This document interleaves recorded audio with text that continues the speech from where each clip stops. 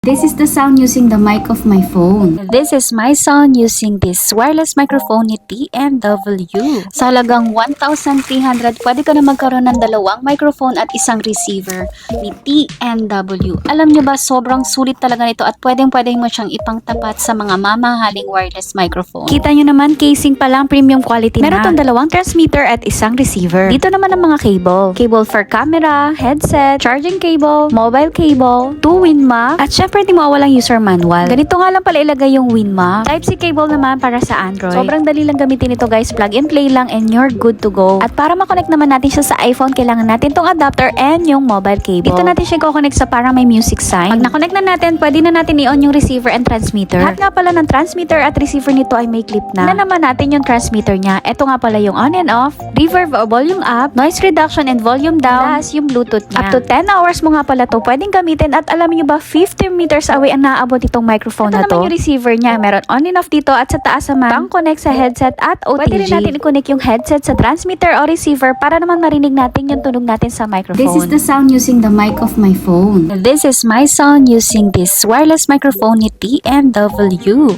Or yung Echo. Hello. Pwede ka nga palang mag-karaoke dito. Yun yung news nung Bluetooth. Pwede mo i-connect dito sa kabilang phone para mag-karaoke, para mag-play ng background music. I-on natin yung Bluetooth dito. Ayan, nag-blink na siya. Ayan, i-connect lang natin dito.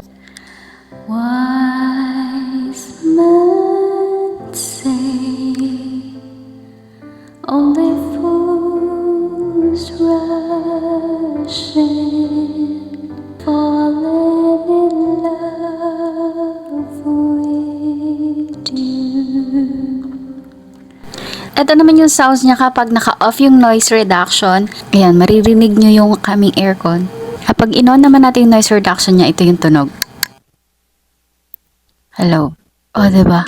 Ang galing. Sobrang bagay na bagay ito sa mga content creator, live selling, live stream, and mga nag-i-interview. Ito naman yung use ng WinMac niya. Pero kapag may WinMac, o diba wala kayong marinig? Gawin natin yung ASMR. Kaya nito. Tinanggal ko yung noise reduction. Tingnan natin kung gaano ka-crispy.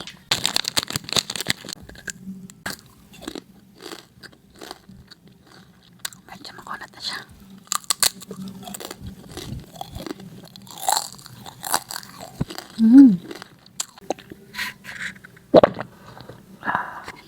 Nice. Sa halagang 1,300, pwede ka na magkaroon ng dalawang microphone at isang receiver. Alam nyo ba, sobrang sulit talaga nito at pwedeng-pwede mo siyang ipangtapat sa mga mamahaling wireless microphone. Bali guys, dalawa na nga pala yung microphone na ginagamit ko. Ito yung N11. Ito naman yung gamit ko ngayon na N9 ni TNW. Pinagkaiba lang niya, may charging case yung isa. Check out na! Thanks for watching! Mwah!